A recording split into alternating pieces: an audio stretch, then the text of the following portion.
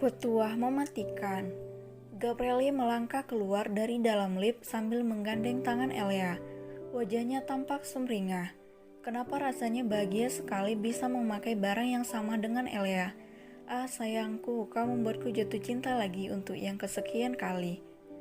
Ares, Nun, dan para pelayan tercengang melihat penampilan tuan muda mereka. Bagaimana tidak, saat ini tuan muda mereka mengenakan baju couple berwarna merah muda, sesuatu yang tak pernah mereka lihat selama ini. Apa yang kalian lihat? Semua orang segera menundukkan kepala begitu mendapat teguran dari pria pecemburu ini. Pak Nun, coba lihat gelang ini. Mereka akan menyala jika berdekatan. Ucap Elia penuh semangat menunjukkan gelang yang dipakainya sambil berpindah di dekat Nun. Ares dan para pelayan menahan napas melihat reaksi tuan muda mereka. Matilah, tuan muda murka. Elia, panggil Gabrieli penuh penekanan. Ya kak, Elia mengedipkan mata saat melihat ke arah suaminya. Keningnya mengerut heran, wajah suaminya terlihat aneh. Kemari, jangan pernah berdekatan dengan pria lain selain aku. Aku tidak suka. Ucap Gabrieli terang-terangan. Oh, baiklah, sahut Elia kemudian kembali berdiri di sebelah suaminya. Ares dan yang lainnya menarik napas lega. Berbeda dengan Nun yang terlihat tenang-tenang saja menghadapi kecemburuan tuan muda mereka. Tuan muda, makan malam sudah siap, ucap Nun memecah suasana. Aku tahu, minggir kau, sergah Gabrieli dongkol. Elia diam, menurut saat tangannya ditarik menuju ruang makan. Dia bingung sendiri saat tangannya diremas cukup kuat oleh suaminya. Kak Il, kenapa ya? Apa dia marah gara-gara aku bicara dengan Pak Nun? Tapi kenapa? Gabrieli diam tak merespon apa yang dipikirkan oleh istrinya. Dia kesal sekali saat Elia dengan santainya berdekatan dengan Nun. Kak Il, kakak sedang cemburu ya? Langkah Gabrieli langsung terhenti begitu dia mendengar pertanyaan Elia. Tiba-tiba kemarahannya lenyap begitu saja. Sayang, jadi kau sudah menyadari perasaanku? Tanya Gabrieli senang. Perasaan yang mana kak? Ares dan Nun menarik napas dalam. Mereka pikir nyonya mereka sudah menyadari perasaan tuan muda Gabrieli, tapi sepertinya pemikiran mereka salah. Tidak usah dibahas lagi, sungut Gabrieli. Elia hanya berdiri diam sambil memperhatikan suaminya yang berjalan sambil mengomel tidak jelas. Dia berusaha mencari tahu kesalahan apa yang sudah dia perbuat. Masa iya Kak Il cemburu pada Pak Nun? Dia kan sudah tua, dan aku juga tidak menyukai Pak Nun. Aneh sekali. Lucy yang mendengar gumaman nyonya kecilnya segera mendekat. Dia rasa perlu untuk memberi sedikit penjelasan kenapa tuan mudanya bersikap seperti itu. Nyonya, ya Kak Lucy, ada apa? Sahut Elia. Maaf sebelumnya jika perkataan saya nanti menyinggung perasaan Nyonya. Nyonya tahu tidak kenapa tuan muda terlihat tidak suka saat Nyonya berdekatan dengan Nun? Tanya Lucy pelan. Elia menggeleng. Dia lalu melihat ke arah suaminya yang sudah duduk di ruang makan dengan wajah masam. Jadi Kak Il benar-benar marah padaku ya? Tuan muda bukan marah Nyonya, tapi beliau sedang cemburu. Nyonya tolong pahamilah status tuan muda sekarang. Jaga perasaan dan hatinya, karena sekarang tuan muda adalah suami Nyonya. Nyonya tahu bukan betapa tuan muda sangat menyayangi Anda selama ini? Ucap Lucy. Tahu kak, sahut Elia. Kalau begitu, cobalah untuk membalas rasa sayang yang sudah tuan muda berikan. Cintai beliau, tunjukkan padanya kalau Nyonya juga peduli akan perasaannya. Elia menggigit ujung kukunya sambil mendengarkan petua dari Lucy. Entah kenapa, tiba-tiba seperti ada kobaran api yang membara di dalam hatinya. Tapi bagaimana caranya kak? Tadi aku sudah memberikan hadiah untuk Kak Il. 2 malah. Lucy tersenyum. Nyonya kecilnya benar-benar sangat polos. Butuh kesabaran yang besar untuk bisa membuatnya mengerti. Ada banyak cara untuk membalas kebaikan tuan muda Nyonya, dan hadiah yang Nyonya berikan adalah salah satunya. Sekarang coba Nyonya lihat apa yang sedang dilakukan suami Nyonya di sana. Elia kembali melihat ke arah suaminya. Sedetik kemudian, dia berbalik menatap Lucy untuk melapor. Kak Il sedang duduk, tapi wajahnya terlihat aneh, masam seperti jeruk nipis. Para pelayan yang mendengar perkataan Elia berusaha untuk tidak tertawa. Di pikiran mereka, Hanya nyonya kecil mereka sajalah yang berani mengatai tuan pemilik rumah dengan begitu tenang tanpa merasa takut. "Nyonya, boleh saya memberi saran?" tanya Lucy hati-hati. "Boleh, boleh. Begini, sekarang nyonya duduk dan temani tuan muda di sana. Tunjukkan kalau nyonya peduli pada beliau." "Caranya?" tanya Elia ingin tahu. Seorang istri hukumnya wajib untuk melayani suami. Salah satunya adalah menyiapkan makanan. Coba nyonya berinisiatif mengambilkan makanan untuk tuan muda. Saya yakin tuan muda pasti akan langsung tersenyum senang. Beliau tidak akan bermuka masam lagi jika mendapat perhatian dari nyonya, jawab Lucy serius. Alia mendengarkan petuah Lucy dengan seksama. "Kalau begitu aku pergi ke sana dulu ya, Kak. Terima kasih untuk ilmunya dan maaf, aku ini sangat bodoh. Aku tidak paham dengan hal-hal seperti ini, dan mungkin selamanya tidak akan pernah menyadari kalau Kak Il merasa cemburu jika Kak Lucy tidak mengingatkan aku," ucap Elia sambil menatap haru ke arah Lucy. Lucy terhenyak kaget. Cepat-cepat dia memberikan penjelasan pada nyonyanya. "Bukan seperti itu maksud saya, nyonya. Kak Lucy tidak apa-apa. Tidak perlu merasa takut. Karena pada kenyataannya aku memang bodoh. Ya sudah ya, aku mau mengurus suamiku dulu. Nanti aku akan mencari Kak Lucy dan teman-teman untuk mengobrol lagi." Setelah membuat para pelayan membatu, Elia bergegas menghampiri suaminya. Dia berdiri di sebelahnya sambil menatap dalam. "Sayang, kenapa menatapku seperti itu?" tanya Gabrieli heran. "Kak Il, maafkan aku ya. Tadi itu aku bukan mau menggoda Pak Nun. Aku hanya ingin menunjukkan kalau kita memiliki gelang dan baju yang sama. Tapi karena hal itu membuat wajah kakak berubah masam seperti jeruk nipis. Lain kali, aku akan meminta izin terlebih dahulu sebelum berbicara dengan Pak Nun. Aku janji," jawab Alia sembari tersenyum manis. Mulut Gabrieli ternganga. Dia sok mendengar istrinya yang tiba-tiba bicara sedewasa ini. "Apa yang terjadi padamu, Nyonya Elia? Setan mana yang telah merasuki pikiranmu sampai kau bisa bicara sebijak ini? Kenapa aku merasa tidak enak ya? Ya Tuhan, tolong lindungi aku." Nun dan Ares sama kagetnya seperti tuan muda mereka. Mereka kemudian saling melirik penuh arti. "Sayang, kau baik-baik saja kan?" tanya Gabrieli setelah tersadar dari kekagetannya. Alia mengangguk. Tangannya dengan cepat mengambil piring kosong yang berada di depan suaminya, kemudian mulai mengisinya dengan makanan. Tindakannya yang tidak biasa itu membuat semua orang terkaget-kaget. "Alia sayang, kau tidak perlu repot-repot melayaniku. Ini semua sudah menjadi tugasnya Nun. Kau cukup duduk manis dan makan bersamaku saja di sini," ucap Gabrieli sambil menahan tangan Elia yang ingin meletakkan sayur ke piringnya. "Kak Il, ku beritahu satu hal padamu ya. Seorang istri wajib hukumnya untuk melayani suami, termasuk menyiapkan makanan. Begitu kata Kak Lucy," sahut Elia sok bijak. Wajah Lucy pucat pasi begitu dia mendengar kalau nyonyanya mengikuti kata-kata yang dia sampaikan tadi. Tulang di kakinya seperti lolos saat tuan mudanya melihat ke arahnya. "Tuhan, tolong aku masih ingin hidup lama." "Nyonya, jadi kau melakukan ini karena perintah temanmu itu?" tanya Gabrieli dengan bibir berkedut menahan tawa.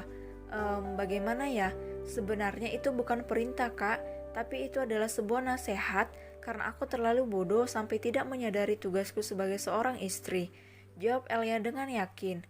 Gabrieli menoleh ke arah lain sambil menutupi mulutnya. Sungguh dia sangat ingin tertawa melihat mimik wajah Elia yang begitu serius saat menyampaikan jawaban. Ares dan Nun menunduk cepat setelah mendapat lirikan tajam dari tuan muda mereka, karena ketahuan sedang menatap ke arah wanita yang baru saja membuat badai yang memporak-porandakan hati semua orang. Baiklah sayang, terima kasih untuk pelayanannya, dan sekarang kau duduklah dengan manis. Biarkan aku membalas pelayananmu yang sangat luar biasa ini, istriku," ucap Gabrieli sambil membantu menarik kursi untuk diduduki oleh istrinya. "Tapi Kak Lucy tidak bilang akan ada balasan untukku."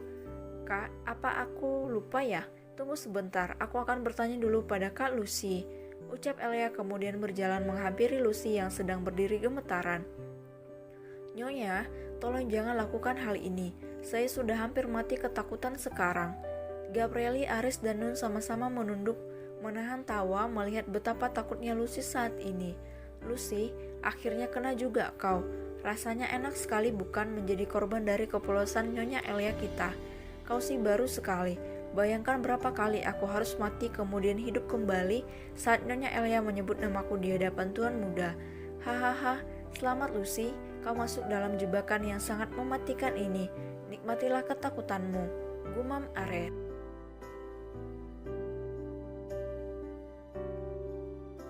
Durian montong. Silakan duduk Nona Safira. Nyonya Elia dan Tuan Muda sedang makan malam sekarang.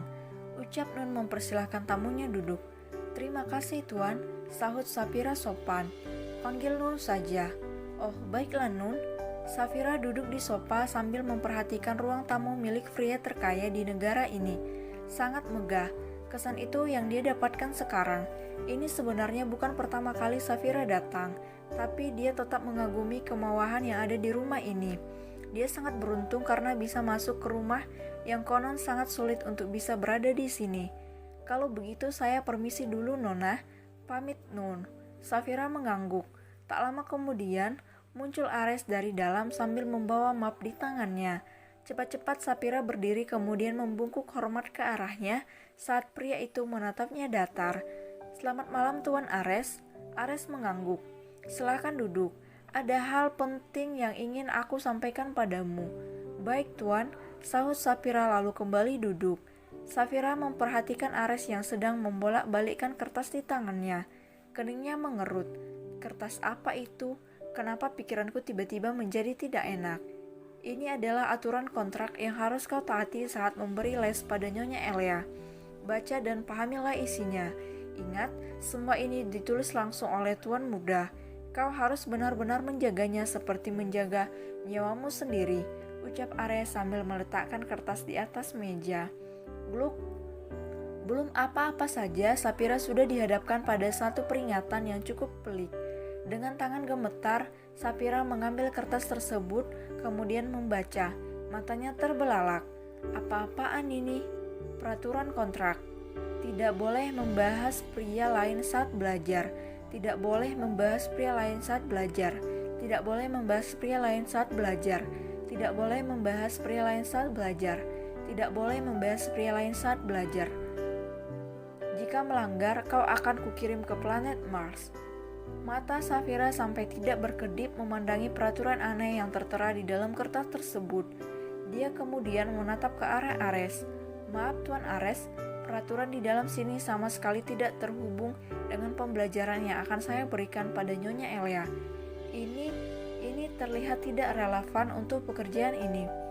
Ares menatap tak suka ke arah Safira. Dia merasa kalau wanita ini terlalu banyak protes. Kau berani membantah keinginan Tuan Muda iya? Safira menelan ludah. Dia kemudian menggeleng takut. Siapa yang tidak mau menuruti keinginanku? Ares dan Safira menoleh ke arah belakang, kemudian berdiri. Mata Safira membelalak lebar seperti bertemu hantu melihat penampilan sepasang suami istri yang sama-sama mengenakan baju kapel berwarna merah muda. Ya Tuhan, apa mataku tidak salah lihat? Sejak kapan Tuan Muda mau mengenakan pakaian dengan warna cerah seperti ini? Bukankah selama ini dia hanya menyukai warna hitam dan putih saja? Gabrieli menghembuskan napas kasar mendengar apa yang sedang dipikirkan oleh wanita yang sedang berdiri terpaku di samping Ares. Rupanya hembusan napas Gabrieli menarik perhatian Elia. Dia menengadahkan menatap wajah suaminya yang memang memiliki tubuh yang sangat tinggi. Kak Iel, apa kau sedang flu? Tanya Elia penasaran. Tidak, kenapa kau bertanya seperti itu? Gabrieli duduk di sofa kemudian menarik Elia duduk di atas pangkuannya, mengabaikan tatapan kaget di wajah Safira. Tadi kakak seperti kesulitan bernapas. Kalau benar flu, kakak harus menjauh dariku. Jawab Elia. Kening Gabrieli mengernyit bingung. Tidak sayang, aku baik-baik saja sungguh, ucap Gabrieli. Tapi kenapa kau menyuruhku menjauh kalau aku benar-benar terkena flu? Kak Iel ini bagaimana sih? Kan kakak sendiri yang bilang kalau aku tidak boleh berdekatan dengan orang yang membawa virus. Nanti bisa tertular, ucap Elia dengan tatapan yang sangat serius. Ares menunduk sementara Safira tercengang dengan mulut terbuka lebar mendengar bagaimana gadis kecil ini dengan beraninya bicara seperti itu pada Gabrieli. Sayang, kau sudah pintar membalikkan kata-kataku ya sekarang. Ya Tuhan, kenapa aku termakan hasutanku sendiri? Tak mempedulikan wajah suaminya yang terlihat menyedihkan, Elia beralih menatap ke arah guru lesnya. Halo Kak Sapira, sapa Elia sopan sembari tersenyum manis. Sapira tergagap, dia mengerjapkan mata sebelum membalas sapaan dari nyonya kecil yang sedang duduk di depannya. Halo Nyonya Elia, bagaimana kabarmu? Tanya Sapira dengan suara gugup. Aku baik, sangat baik malah. Tahu tidak Kak, aku baru saja mendapat hadiah dari Kak Iel, sebuah ponsel. Bagus sekali. Gabrieli mengelum senyum saat Elia membanggakan ponsel pemberian darinya di hadapan orang lain. Oh, benarkah? Sahut Sapira mulai tenang. Iya, nanti aku akan tunjukkan padamu sekalian mengambil foto bersama. Kak Sapira mau kan? Ares melirik ke arah wajah tuan mudanya yang sudah terlihat masam. Dia sangat hafal dengan ekspresi itu.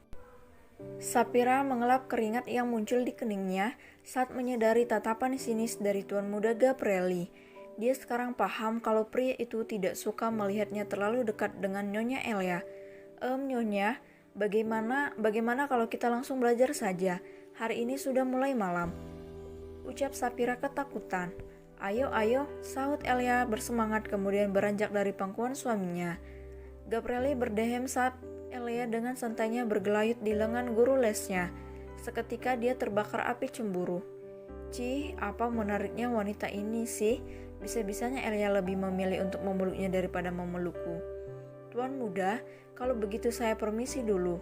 Sudah waktunya Nyonya Elia belajar. Pamit Sapira pelan. Kau sudah membacanya? Tanya Gabrieli sambil terus melirik tangan istrinya yang menempel di lengan Sapira. Sudah Tuan muda. Jangan coba-coba melanggar aturan kontrak itu, atau Ares akan melakukan apa yang sudah kau baca tadi. Gertak Gabrieli. Baik Tuan muda.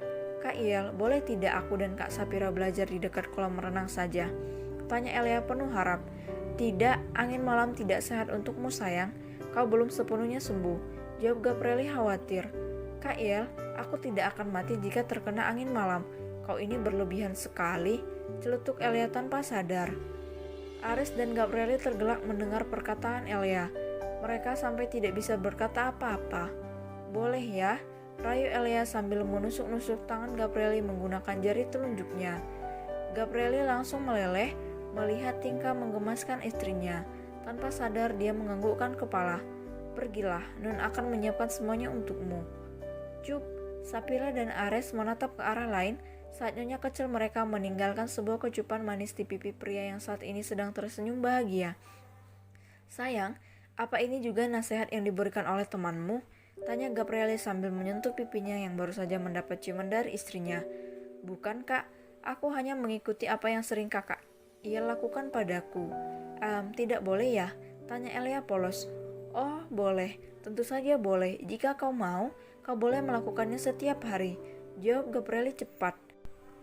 Tuan muda, Anda pandai sekali mengambil keuntungan dari kepolosan nyonya. Baiklah, kalau begitu aku belajar dulu ya Kak. Ayo Kak Sapira, pamit Elia sambil menarik tangan guru lesnya menuju kolam renang.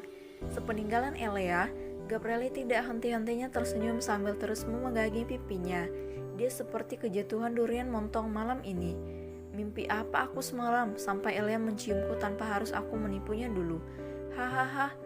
Ares tersenyum samar melihat kebahagiaan di wajah tuan mudanya. Dia ikut merasa senang. Oh ya Ares, siapa nama teman Elia yang tadi memberinya petuah? Tanya Gabrieli penasaran.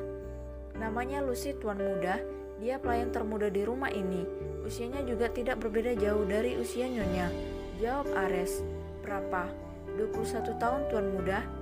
Gabrieli mengangguk-angguk kepala. Pantas saja mereka bisa sama-sama mempunyai pemikiran yang aneh. Naikkan gajinya, dan untuk 3 bulan ke depan, beri dia gaji 3 kali lipat dari yang sekarang. Sepertinya aku perlu mengapresiasi petuahnya yang membawa perubahan banyak pada istriku. Baik tuan muda, sahut Ares. Ah Elia, kau sangat menggemaskan sayang. Gumam Gabrieli seraya kembali mengusap bekas ciuman di pipinya.